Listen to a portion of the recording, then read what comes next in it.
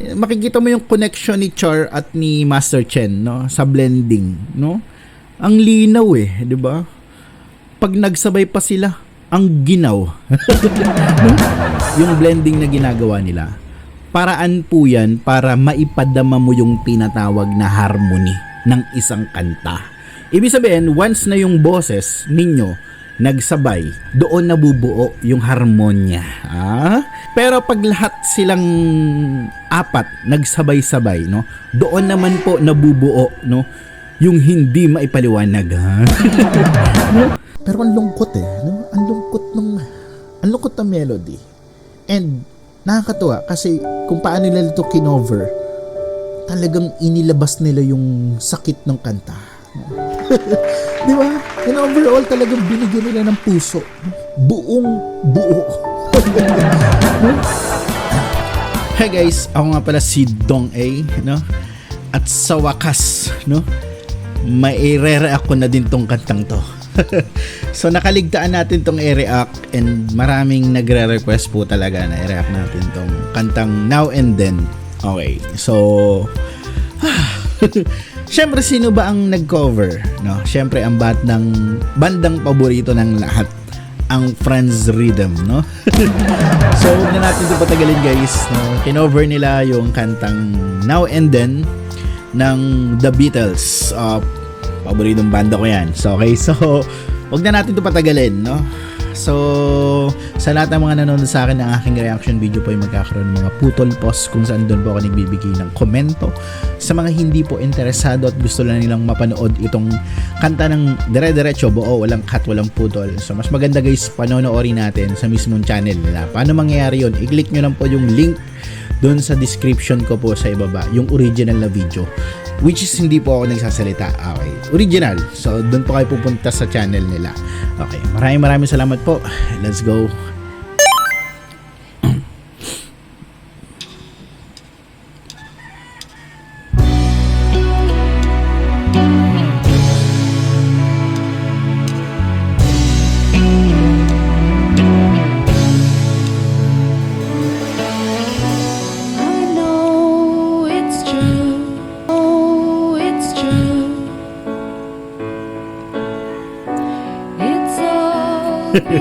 No? Sorry guys, yun yung gusto kay Dudes eh, no? Yung seryoso ka na pero maaagaw niya yung atensyon mo. No? Alam mo yan, no? Sobrang kalmado niya, no? Papitik-pitik ng hagis lang ng stick. So, napakakalmadong bata. Okay, so tingnan natin. Natuwa lang ako kung paano niya hinahagis-hagis niya kasing stick eh. Napaka-relax. And if I make it through, it's all because of you. Of you.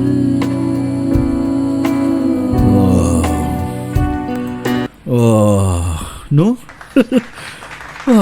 No? Ang ganda ng part na yon, no? Makikita mo yung connection ni Char at ni Master Chen, no, sa blending, no? Ang linaw eh, 'di ba?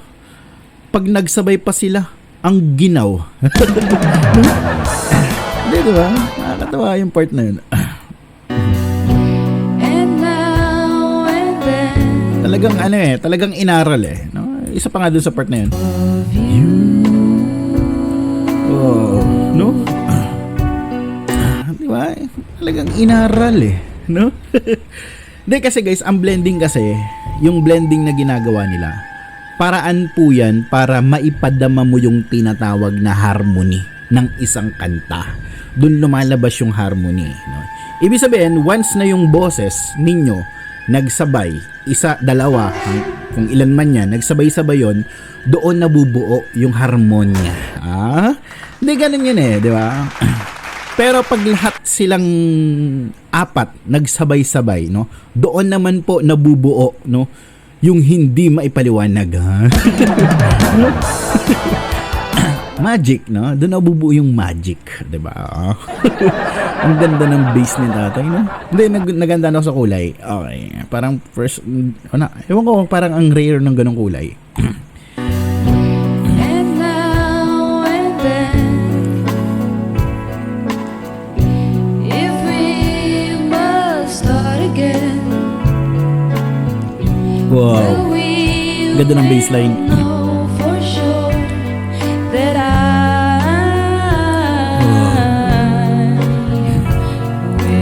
love. Ang ganda ng sabay, no? Hindi, ang ganda ng sabay. Ang ganda ng sabay ng boses nila. No? Ay, pag mga ganitong kanta, guys, na seryoso, maganda tong pakinggan ng seryoso ka din eh. I mean, yung walang istorbo sa paligid, ikaw lang yung nakikinig. Kasi dun mo mas ma-appreciate yung kanta eh. Pero kapag nakikinig ka, guys, tapos may makausap ka or nasa labas ka, medyo hindi maganda eh. Ay, hindi maganda. Kumbaga, marami kang kaagaw. Okay, na dun sa, alam mo yun, yung yung espiritu ng kanta, no? Hindi mo masagap. Okay, eto, gusto ko yung makapakinggan yung mga ganito kapag ganun eh. That I May blending, guys, no? will No? love you. No? No, dahan-dahan sa tenga mo eh. No? Eto guys, comment. Okay. Ewan ko, no, pero damang-dama ni Chen. No? Tingnan nyo yung kanyang itsura dito. No? Damang-dama niya eh, no? Yung pikit madiin eh. Tapos puno ng sakit, ha? Naakala mo siya yung sumulat ng kanta. Isa pa nga guys, yun natin. Yung mukha na yan, no? That I No? will love you. Mahahawa ka sa ganun eh. No? Pero eto guys, no, eto yung pinagtataka ko talaga. Hindi ko alam paano nila nauhukay yung mga ganitong klase ng awit, ng kanta, no? Kasi unexpected lang. Kasi maririnig mo pa yung mga ganitong kanta sa mga kabataang tulad nila. Doon mo pa maririnig, no? Eh kasi hindi nila ito henerasyon eh, yung kanta na yun eh. No? Alam ko kasi guys, ang kantang ito ay hindi naman talaga na-i-release, no? Noon ha. So parang unfinished yung song. And since hindi nga ito nailabas, so kakaunti lang yung nakakaalam nung kanta. So pero dahil kinover na nila, marami na. No? Marami na nakaalam ng kanta. De, biro lang na. So, hindi, nai-release naman tong kanta, pero late na siya eh. Parang 2023 November. So, parang, ang alam ko kasi itong kanta ay potential siya para sa third reunion ng The Beatles. No? Wala na si John Lennon kasi noon eh. So, siya kasi yung nagsulat ng kanta. Hindi ko alam kung dahil ba siya ay, yun sa pagkapanaw niya, kaya hindi na ano yung kanta. Anyway, mahilig kasi ako magbasa ng mga tungkol sa The Beatles before. So, ngayon hindi na masyado. Okay, tingnan natin. Now and then, I miss you. Oh, now and then, I want you to be there for me, there for me, there for me. Always to return to me. I know it's true. Oh, nice one, no? Oh, nice one, no? Wow. It's all because of you. Wow. And it's Hindi, angas ng baseline niya tatay, no? all because of you. Ayun, no? You know. Wow. You know. Wow. You know. Wow. And if you go away, I know you'll never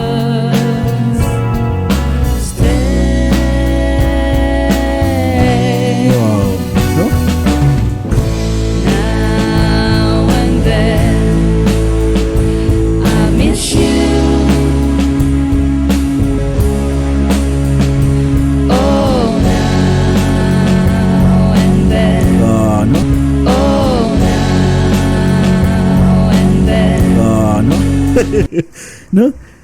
Hindi, tingin ko dapat bigyan din ng mic si Dudes. No? Yung damang-damag din niya. No? Ayaw magpatalo sa ate. No? Alam mo yun, no? Kung sa iba na kaedad ni Dudes o nila ng mga bata, no? Nilang ni Chen at Char, no? Siguro napaka-boring sa mga ibang kabataan na kaedad nila yung mga ganitong klase ng kanta. No? Siguro dahil sa henerasyon nila, no? Pero ibahin mo sila. No? Lalo na kay Dudes, no?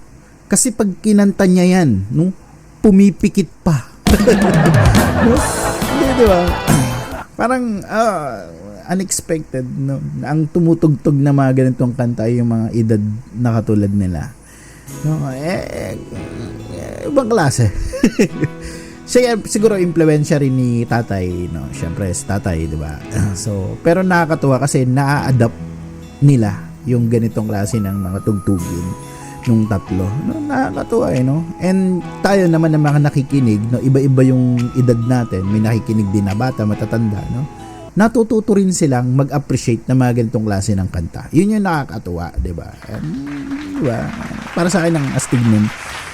I want you to be there for me. Wow, solo. Wow. May blending pa. Grabe, ganda ng tunog ng gitara. Linis. Wow. No? No? Ito yung highlights ngayon sa kanila, 'di ba? Gusto ko kung paano ngayon nila bigyan ng emphasis yung mga solo part ni Master Chen, no? Yung mga focus na kuha, no? Yung mga, 'di ba, lumalapit yung camera. Kasi unang-una, mas kitang-kita natin kung paano niya sakalin yung gitara. Anyway, banayad na solo, no? Na may vibrato na kalmado. Di ba? Di ba ganun lang, no? Konti-konti lang, pero solid, di ba? Anyway, grabe na yung mga equipment nila. Okay. Mula sa mga amplifier na ginagamit nila, mula sa mga noon na ginagamit nila, 'di ba? Ngayon naman sa mga ginagamit nila, no? Grabe, no? Pang ano na, pang talagang bakbakan. No? Wow. Anyway, bunga yan ng kanilang pagsisikap, no? Kabutihan, no? Sa kanilang effort, no, na magbigay ng saya sa atin, ano? Entertainment, 'di ba? Yung bunga, nakakatuwa kasi marami nagmamahal sa kanila, no? 'Di ba? So blessings.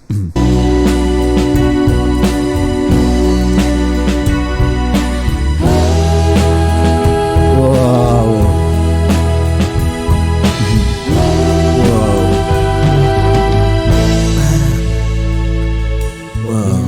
I know it's true. It's all because of you. No? Yung boses talaga ni Chen, no? May pagka-husky siya. Konti lang, no? Yung texture ba ng boses niya, no? Pero napakaliit lang ng porsyento yung pagka-husky niya rito sa kantang to. Nakakatuwa, no? Ang strong ng boses niya, no? Wow. And if I make it through, it's all because May hingal-hingal pa no? May hingal-hingal pa Then naririnig ko yung hangin Ibig sabihin, feel na feel niya. Ganun niya nararamdaman yung sakit. Paminsan-minsan.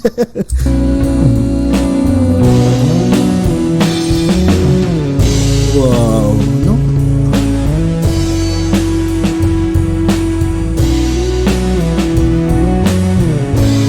Wow.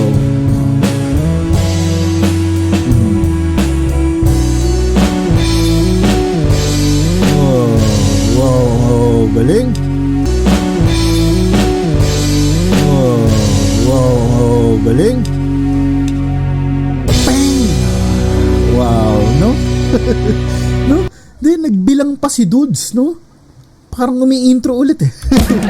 No? Ay, gusto ko yung bilang na yun. Tingnan nyo guys. 1, pak, pak.